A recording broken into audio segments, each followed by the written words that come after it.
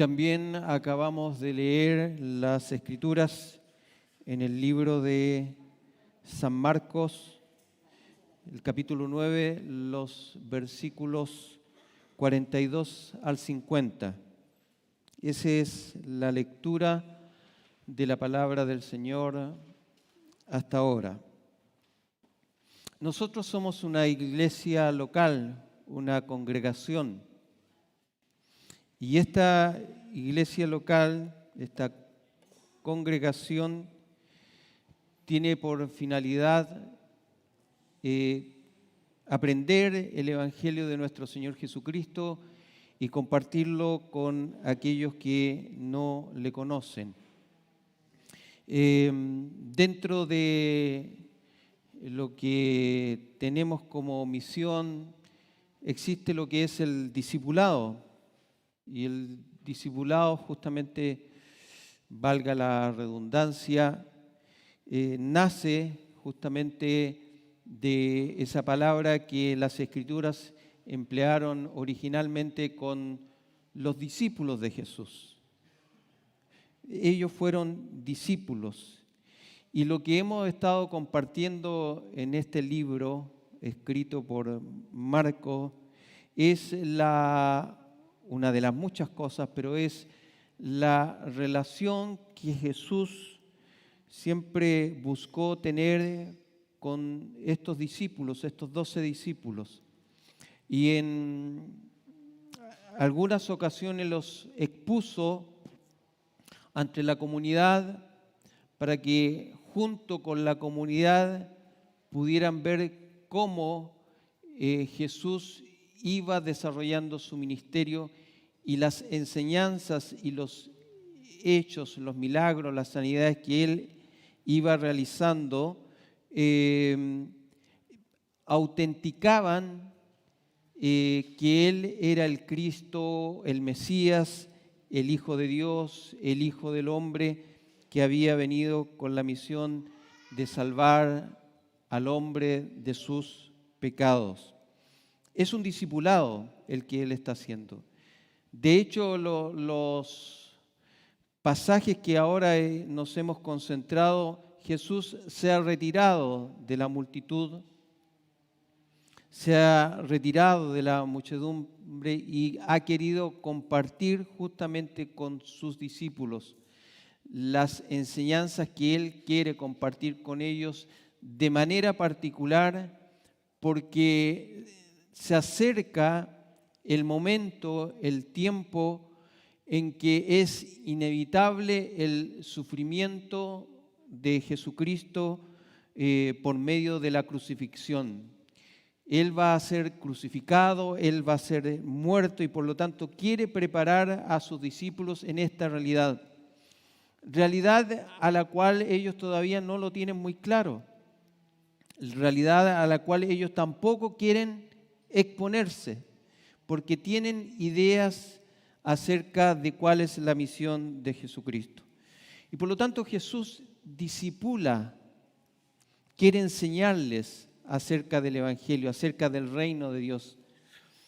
Y en esta situación hemos visto que estos capítulos van presentándonos distintas situaciones, distintos hechos, distintas enseñanzas, una tras otra.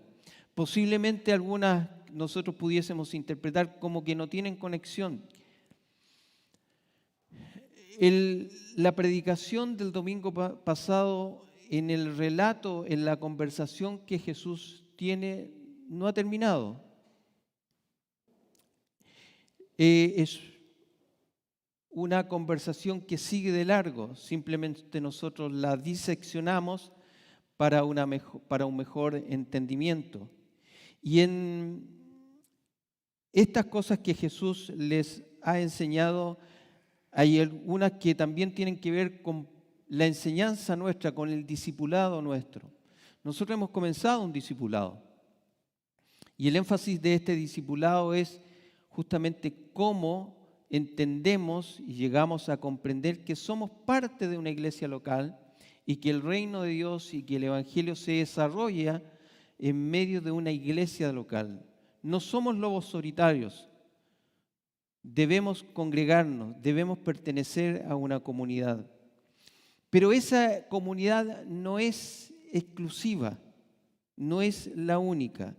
Y ese es el peligro justamente que cayeron los discípulos y que podemos caer nosotros también, que creernos los únicos en nuestra forma de actuar, en nuestra forma de ser.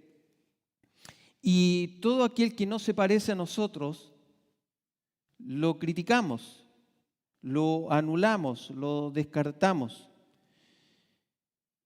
En el versículo 40, que fue predicado la semana pasada, Jesús dijo: el que no es contra nosotros, por nosotros es. Porque los discípulos estaban criticando a uno que no pertenecía al círculo íntimo de los 12, pero que hablaba en el nombre de Jesús, compartía el evangelio de Jesús, pero para los discípulos eso no era lógico, no era deseable. Lo callaron. Le dijeron: si tú no eres parte de nosotros, entonces no puedes hacer lo que nosotros hacemos. Tienes que estar dentro de nosotros. Y eso ocurre y ha ocurrido siempre. Por eso que es importante, debemos pertenecer a una congregación, debemos identificarnos con una iglesia local que enseña y practica la sana doctrina del Evangelio, pero eso no significa que otros grupos que no pertenecen a nosotros no sean también hijos de Dios, cristianos, porque el que no es contra nosotros, por nosotros es. Ahora, en todo esto siempre la palabra del Señor nos enseña a ser equilibrados, porque efectivamente también nos enseña a identificar grupos o personas que son falsos maestros, falsas comunidades, falsas congregaciones. Y ahí no hay neutralidad.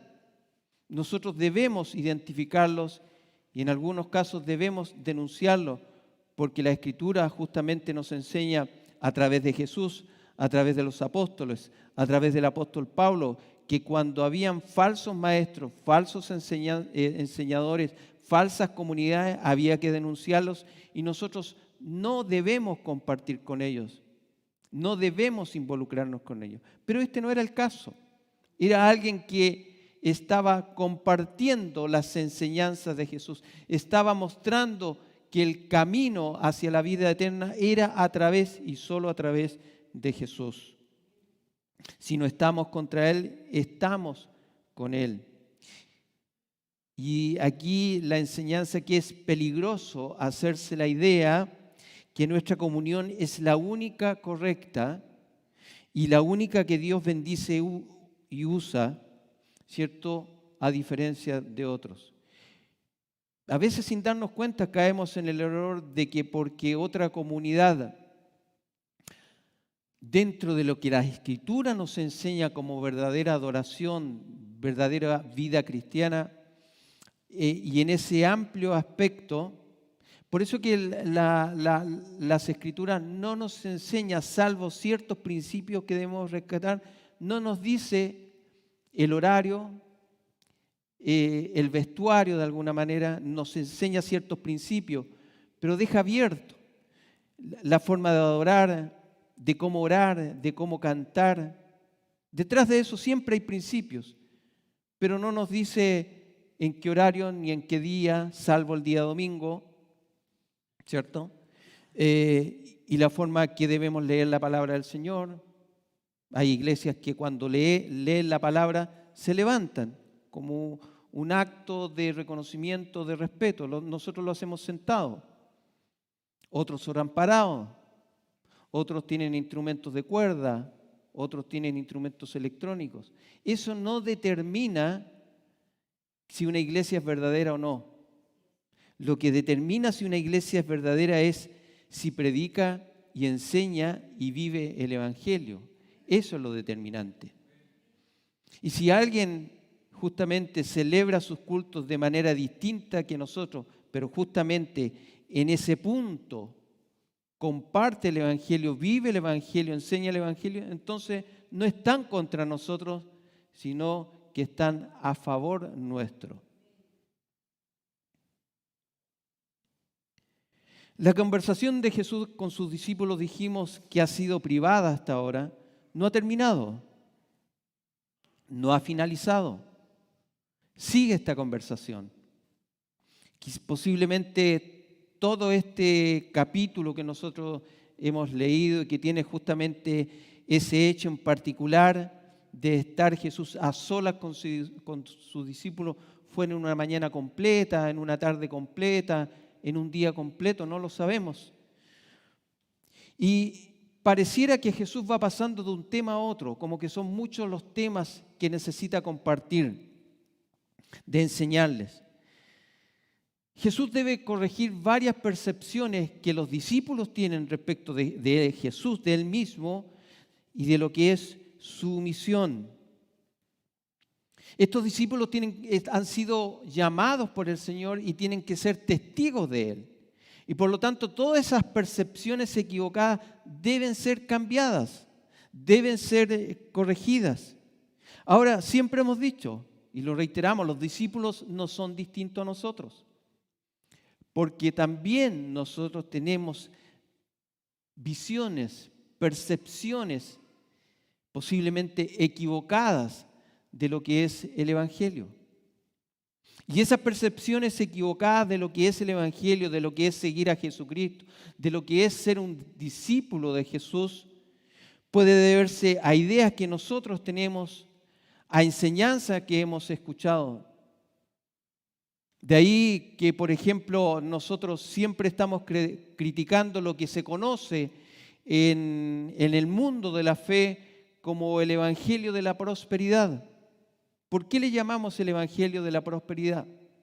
Porque es una enseñanza que enfatiza que todo aquel que se transforma en discípulo de Jesús, en seguidor de Jesús, que se convierte al cristianismo, es para que le vaya bien en todos los aspectos de la vida. Y cuando nosotros decimos bien, es que no tengamos enfermedades, tengamos un trabajo exitoso donde ganemos mucho dinero, siempre tengamos la posibilidad de ir de vacaciones a todos los lugares y nuestra felicidad, ¿cierto?, sea y se fundamente en esos términos, y nuestra identidad y nuestra fidelidad con Dios justamente se fundamente en esos términos.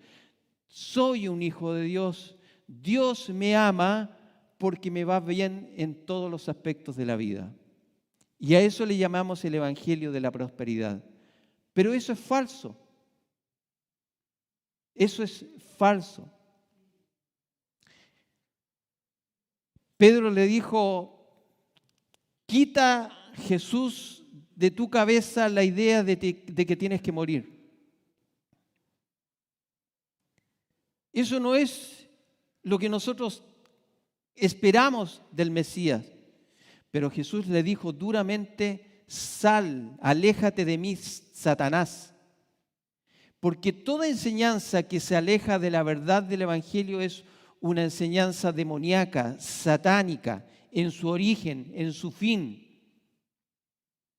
Y por lo tanto, toda percepción que nosotros tengamos equivocada respecto de lo que es la vida cristiana es una idea satánica y diabólica que tenemos que borrarla de nuestra mente, incluyendo ese evangelio que se llama Evangelio de la prosperidad. El evangelio tampoco es como esa percepción de un mundo de la cristiandad, que el evangelio significa que mientras más sufro, ¿cierto?, más estoy cerca de Dios. Entonces usted va a ver comunidades, grupos de cristianos que enfatizan el sufrimiento como método de acercarse a Dios o de ser fiel a Jesucristo. Por lo tanto, se autoinfligen dolor en su cuerpo, se azotan, tienen grandes periodos de abstinencia de alimentos. Se alejan de las comunidades, porque el contacto con la comunidad significa contaminarse. Y por lo tanto evitan tener contacto con la gente. Quizás con buena intención, pero tampoco es el otro extremo.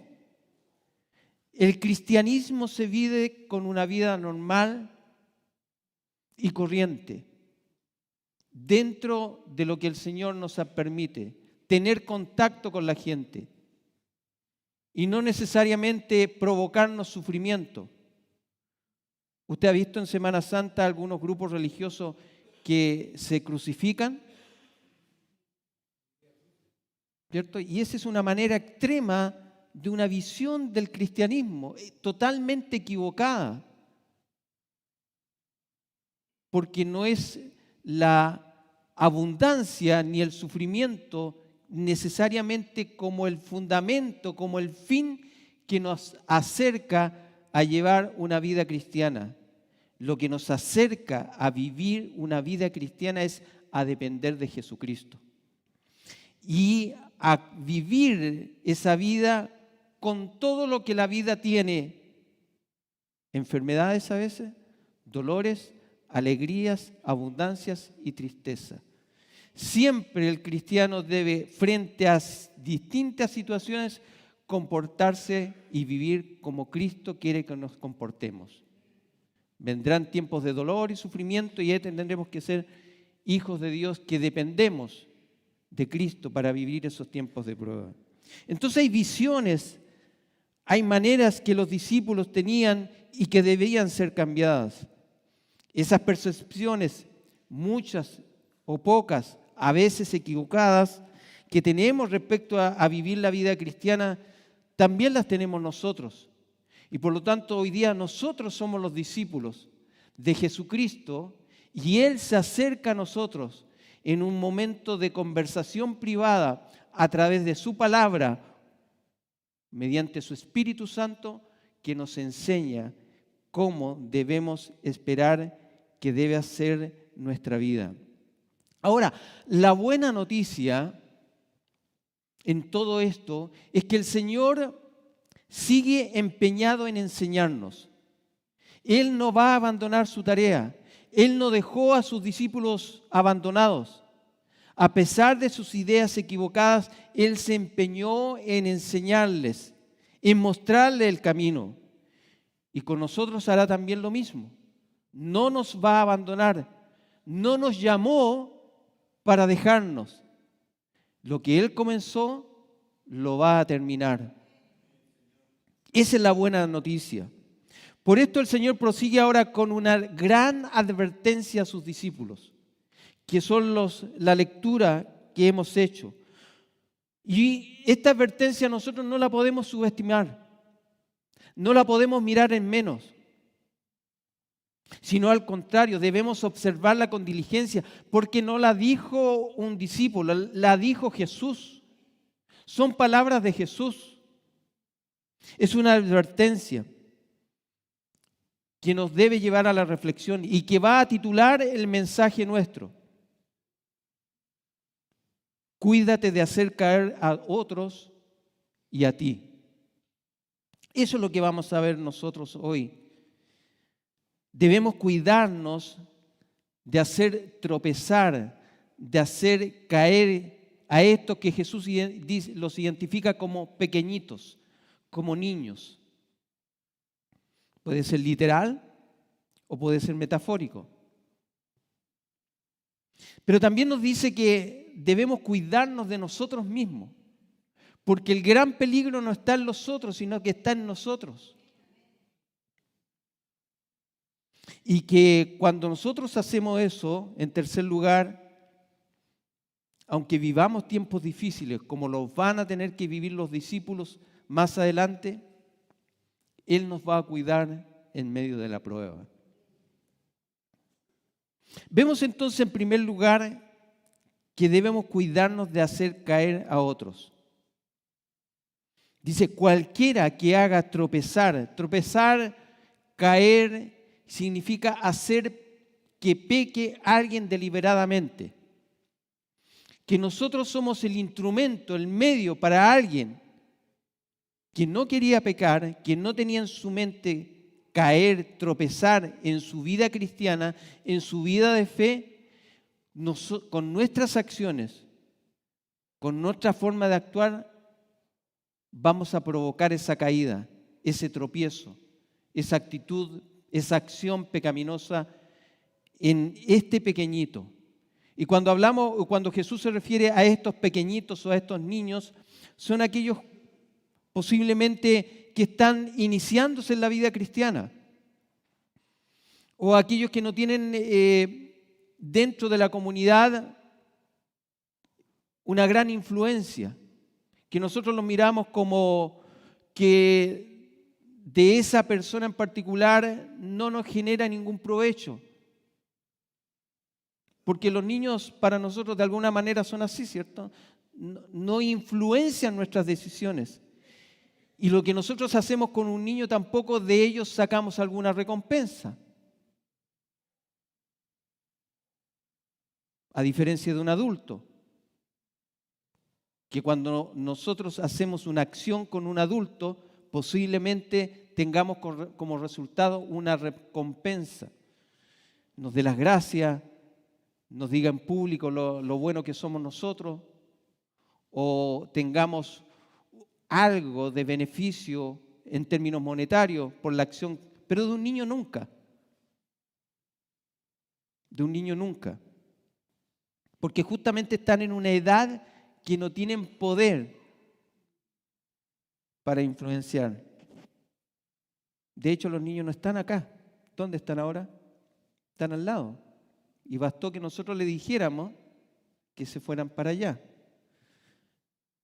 Entonces, Jesús habla, cuidado, en su vida cristiana, en su quehacer cristiano, con estos niños. Porque estos niños son míos. Estos niños, estos pequeñitos, yo los llamé, yo los escogí, yo los elegí.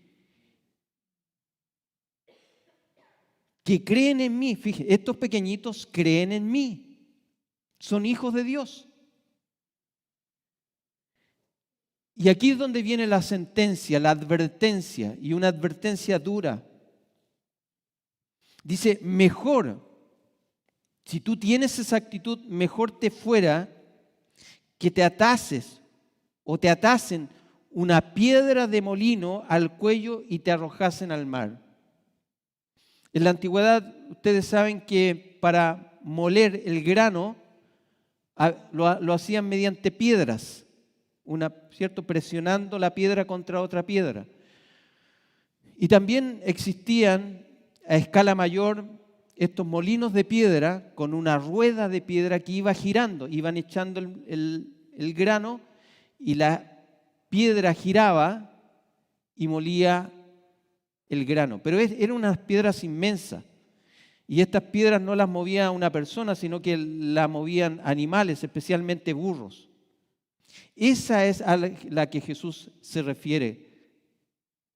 Así es lo duro, Jesús, cuando alguien toca a uno de estos pequeñitos, toca a uno de estos niños. Es mejor que te ates, te destruyas tú, en vez de destruir a esta persona. Debemos tener cuidado con poner este tipo de trampas que hagan caer a los que van caminando y se van iniciando en el Evangelio. Porque a veces sin querer, posiblemente con nuestras actitudes, con nuestras acciones, podemos justamente influenciar sobre estas personas y que estas personas digan, yo creí que los cristianos eran distintos. Yo creí que esta persona que predica, que enseña, era distinta, pero lo he visto en una acción que me ha defraudado. Y como esta persona todavía está iniciando, no tiene un buen fundamento, posiblemente lo saquemos, lo quitemos de la vida cristiana, de la vida de fe, y sea una persona que se defraude justamente a causa de esto y no quiera saber nada del cristianismo, no quiera saber nada del evangelio. ¿Cuántas veces no hemos escuchado con justa o no razón: yo no voy a esa iglesia porque ahí todos son hipócritas? Yo no sé si usted lo ha escuchado, yo lo he escuchado. ¿Son todos hipócritas? Muchas veces también me he visto con comentarios de que por una acción mía en particular, a veces sin querer hacerlo, sin mala intención, he dañado a otra persona. Entonces Jesús dice que en esto nosotros, el evangelio o el discipulado o la vida cristiana, debemos tomarla muy en serio. Ahora, no se trata tampoco de parecer monjes tibetanos. Uno debe comportarse de manera natural, pero debe tener cuidado,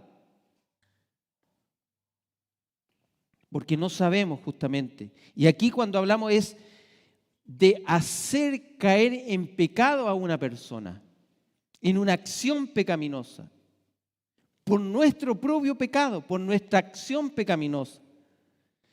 Tenemos que tener cuidado con desviar a los de la fe. Y esta es una larga. Jesús no utiliza simplemente una frase, lo va a utilizar de manera recurrente y lo va a enfatizar acerca de la advertencia que tienen estas personas, estos creyentes, nosotros, si actuamos de esta manera, el castigo que nos va a venir si nosotros hacemos que otros tropiecen o caigan en pecado. No podemos ignorar la advertencia del Señor.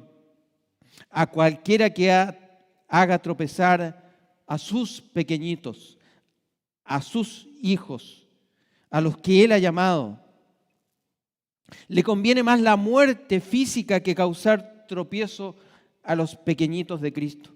Es más, en algunas ocasiones, el Señor, por amor de mí, o por amor de otros, para evitar justamente que provoquen ese tipo de situaciones, el Señor le corta la vida a un creyente.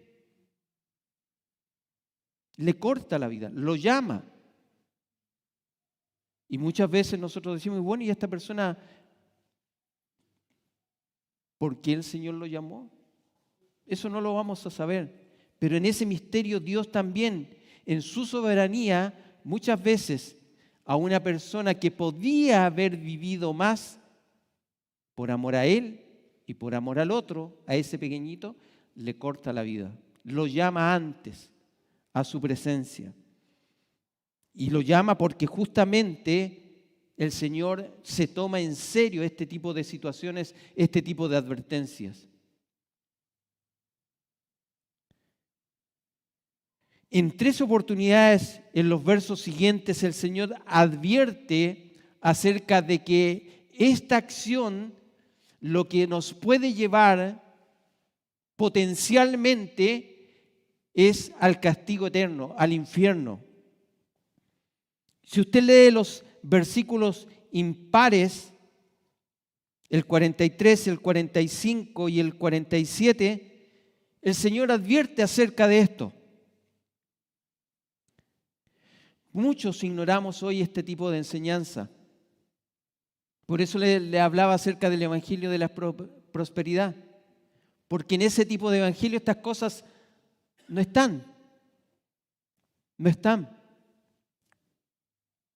Y para bien o para mal, cuando como iglesia nosotros decidimos tener un sermón expositivo, o sea, todo un libro, uno se encuentra como predicador muchas veces con cosas que no quiere predicar, con cosas que son incómodas, pero ya está, ya asumimos el compromiso. Para Jesús esto es determinante y para nosotros también, pero para muchos esto lo toman de manera liviana y es como que si nunca tuvieran que enfrentarse ante el santo y justo juicio de Dios. Pero el juicio de Dios lo vamos a tener todos. Otros, algunos, el juicio de Dios lo van a esperar de manera tranquila, pero otros de manera terriblemente intranquila.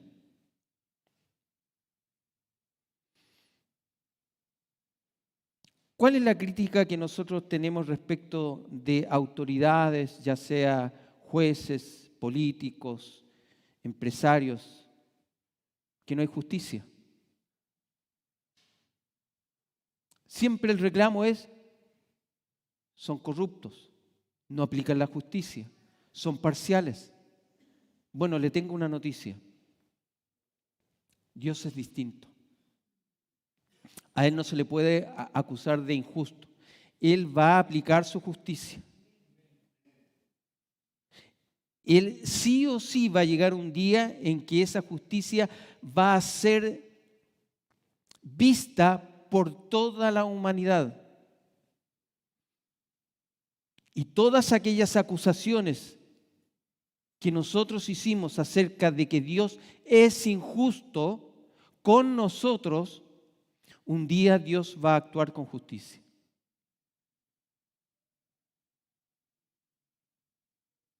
Pero recuerden que la justicia de Dios cayó sobre Jesucristo para que no cayera sobre nosotros.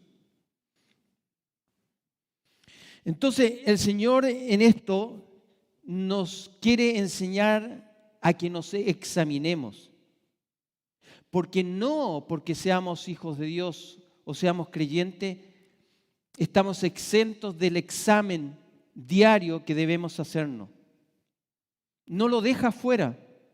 No es algo que nosotros digamos, el Señor nos salvó y por lo tanto yo vivo la vida como quiero o hago lo que quiero. Existe un peligro en eso, porque el Señor nos enseña a examinarnos para ver si somos trigo o cizaña. Porque dentro de la comunidad, dentro de esta congregación o de cualquier congregación o dentro del reino de Dios, recuerde que convive el trigo y la cizaña. Y son muy parecidos. Y la instrucción del Señor es que no debemos nosotros arrancar la cizaña. Debe convivir en el reino de Dios el trigo y la cizaña. El que va a efectuar ese trabajo es el Hijo de Dios. Y por lo tanto, debemos saber si somos trigo o cizaña. La cizaña actúa de una manera determinada dentro del pueblo de Dios. Y el trigo también actúa de una manera determinada. El Señor nos enseña a examinarnos. Por lo tanto, si permanentemente, si sistemáticamente actúo en contra de la instrucción del Señor porfiadamente, en una actitud de endurecimiento permanente, creyendo que soy cristiano, pero mis obras no reflejan eso, hasta el punto que incluso comienzo a desviar, a hacer tropezar, a ser motivo no de bendición, sino de problema dentro de la comunidad, sin jamás tener una actitud de arrepentimiento, es una evidencia posiblemente que no soy trigo, sino que soy cizaña. Un religioso, como muchos, que no tiene interés en Cristo y en su enseñanza.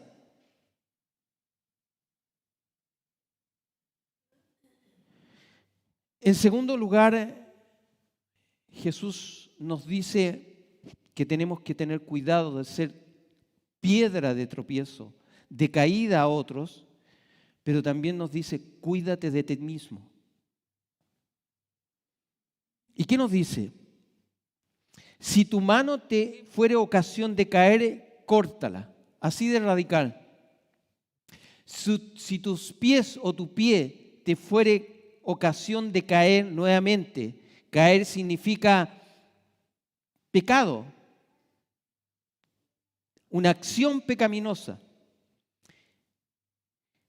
y que tu mano siempre te lleve a pecar de manera constante, sistemática y permanente, tu pie, tus ojos, córtatelo, sácatelo, porque es preferible entrar en manco, y aquí fíjense lo que dice, a la vida.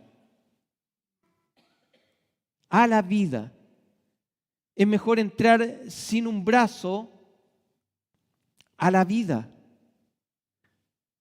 Porque lo que nos espera es justamente, y es eso lo que nosotros tenemos que hacer como reflexión. No vamos a perder la vida si nos sacamos un ojo, si nos cortamos una mano, si nos cortamos un pie. Ahora, es evidente que Jesús no está enseñándonos que nos cortemos literalmente una mano o un pie. Lo que nos está diciendo que entendamos que el pecado es peligroso, que con el pecado no se juega, que Él dio su vida por el pecado, que Él estuvo dispuesto a ir a la cruz, a recorrer ese camino que los discípulos no querían recorrer. Él pagó el precio por algo que en nosotros vive, convive con nosotros diariamente.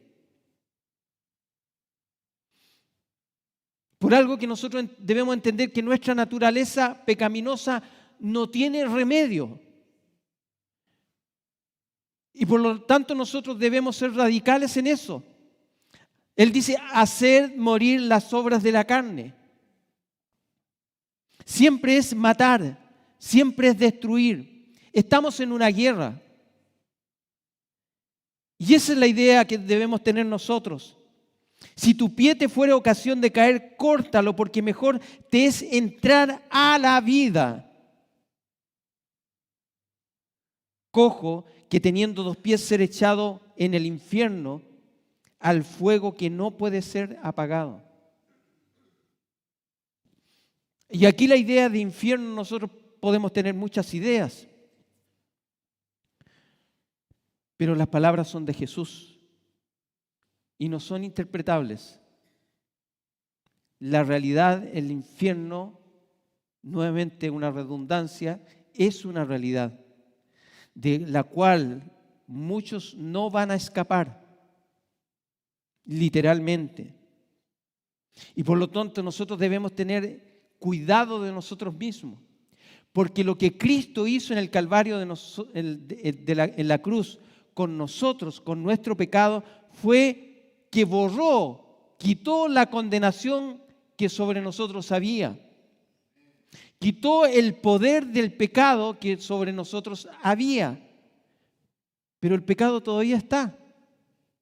No ha muerto y por lo tanto convive en nosotros y con nosotros, y siempre por nuestros miembros va a querer actuar. Nos va a llevar a engañarnos.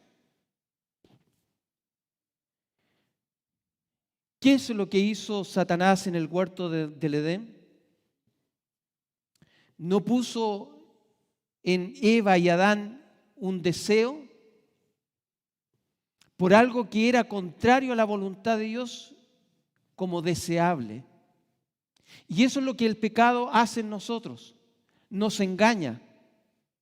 Nosotros no lo percibimos, no nos damos cuenta, pero el pecado actúa en nosotros haciéndonos desear cosas que nos agradan, que nos gustan, que deseamos, pero que nos destruyen. Que nos destruyen. Que nos matan. Y por lo tanto, debemos tener cuidado de nosotros mismos.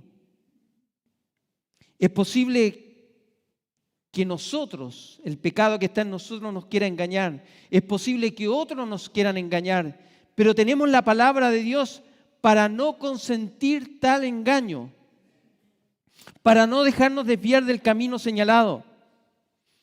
tal como justamente el Padre en su sabiduría, en el libro de Proverbios, le da el consejo a su hijo: hijo mío, si los pecadores te quisieren engañar, no consientas. Difícil, ¿o no? Difícil, porque justamente el pecado no está fuera de nosotros, sino que está en nosotros. Y aún justamente es posible que nosotros mismos, seamos tropiezo a nuestra propia fe. El mayor tropiezo es nuestro propio pecado, que actúa a través de nuestros miembros. Y por lo tanto, el cortarse la mano, el cortarse un pie, el sacarse el ojo, es que cuando nosotros somos tentados, cortemos esa situación de manera radical. Porque si nosotros jugamos, cuando jugamos, estamos perdidos.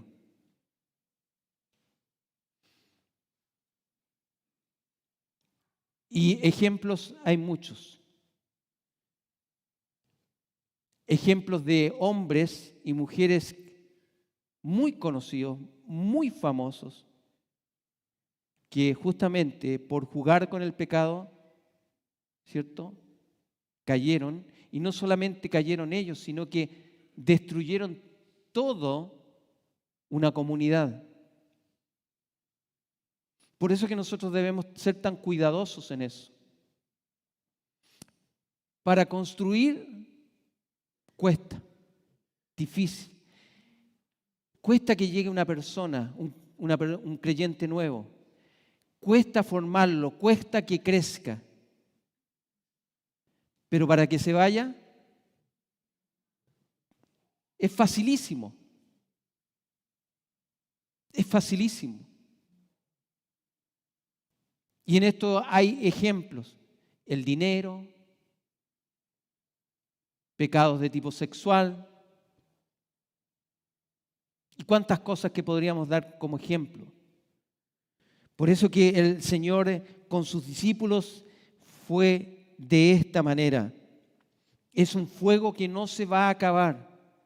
Dice que entraremos a la vida eterna. Unos entrarán a vida eterna. Y el paralelo es el mismo. Y otros a condenación eterna. Por lo tanto, no hay algo en que alguien diga, bueno, esto durará un tiempo y después se acaba.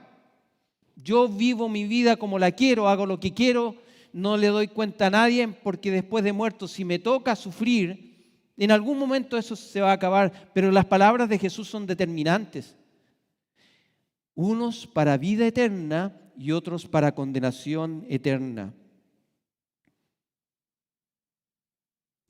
Por último, la tercera enseñanza que Jesús comparte con sus discípulos, que son los versículos 49 al 50, les dice: porque todos serán salados con fuego y todo sacrificio será salado con sal. Para un judío que estaba acostumbrado en su sistema religioso a sacrificar animales como ofrenda, ¿cierto?, la instrucción era que estos animales tenían que ser previamente salados. Y en la antigüedad, posiblemente no ahora tanto, la sal tenía muchos usos. Y uno de esos usos era la preservación. Antiguamente la gente no tenía refrigeradores, pero para mantener algunas cosas como justamente la carne, le echaban sal para preservarla, para que no se echara a perder. Bueno, dice aquí, porque todos serán salados, no con sal, con fuego. Y todo sacrificio será salado con sal. Hay muchas interpretaciones acerca de esto, pero lo que de alguna manera todos concuerdan es que Jesús le está enseñando a sus discípulos que la prueba en la vida del discípulo es inevitable. A unos más, a otros menos, pero la prueba es inevitable.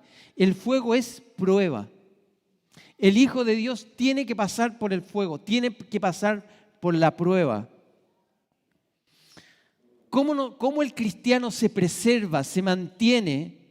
¿Cómo puede ir examinándose de que es un verdadero creyente, que es un creyente fiel, que a pesar de las situaciones que vive, es un hijo de Dios? Es a través de la prueba.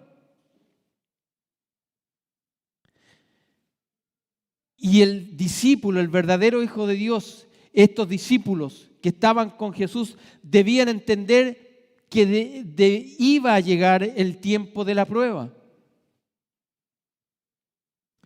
Que ellos serían salados con sal. Serían preservados por medio de la prueba. Que la prueba es la señal que nos diferencia del hijo verdadero de aquel que no es verdadero creyente, de aquel que es falso. Porque la capacidad para sobrevivir a la prueba no depende de nosotros, no está en nosotros, sino que está en el cuidado de Dios, en el cuidado de Jesucristo, en lo que Él hace por nosotros. Si tenemos cuidado con las caídas de otros, si evitamos el tropiezo de otros, si nos cuidamos a nosotros mismos, el Señor nos garantiza que a pesar de las pruebas que tengamos que vivir, podremos vivir en paz. Porque Él dice, buena es la sal, mas si la sal se hace insípida, ¿con qué la sazonaréis? Tened sal en vosotros mismos y tened paz los unos con los otros. A eso es lo que nos ha llamado el Señor. A vivir en paz unos con otros. A servir a los demás. A servir a estos pequeñitos. A tener una actitud de servicio, de amor por otros. Porque cuando venga el día de la prueba, el Señor será con nosotros. Habrá pruebas en tu vida si eres un discípulo de Jesús. Pero no para hacerte tropezar, no para hacerte caer, sino para mostrar la obra de Cristo en tu vida, para identificarte como un verdadero hijo del Señor. Y yo sé que más de algunos aquí han vivido tiempos de prueba, tiempos de dolor, y han pasado la prueba. Y ese es un testimonio de la fidelidad de Cristo con cada uno de nosotros. Hemos vivido tiempos difíciles, pero el Señor ha sido con nosotros. Él nos ha cuidado en tiempos de prueba. Nos ha preservado de la corrupción del pecado. Cuando hemos sido enfrentados a la prueba, Dios nos ha dado la salida. Nos ha mostrado que podemos confiar y descansar en Él. Que no hay razón para angustiarse, que no hay razón para desesperarse, sino para alegrarnos y gozarnos en el Dios de nuestra salvación. Es Él quien nos sostiene. Es Él que con su mano derecha nos dice, no temas, yo te ayudo. Yo estoy contigo. Es Él que en el medio de la prueba, en medio del tropiezo, en medio de la caída, no abandonó a Pedro.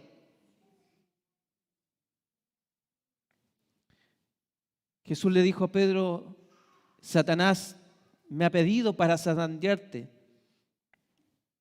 para meterte en medio del fuego, pero no temas, porque yo estoy contigo. El Señor está con nosotros. El discipulado no es fácil. Ser hijo de Dios, ser un seguidor de Jesucristo no es fácil, pero tenemos la garantía de que Él no nos abandona. Y Él ya se ha sentado con nosotros. Se ha sentado a conversar con nosotros. Y ha tomado la decisión de enseñarnos la vida cristiana hasta que llegue el día en que nos diga, ha llegado tu hora, ha llegado tu tiempo de estar conmigo. En lo poco has sido fiel, pero en lo mucho te pondré. Que el Señor bendiga su palabra en nuestros corazones.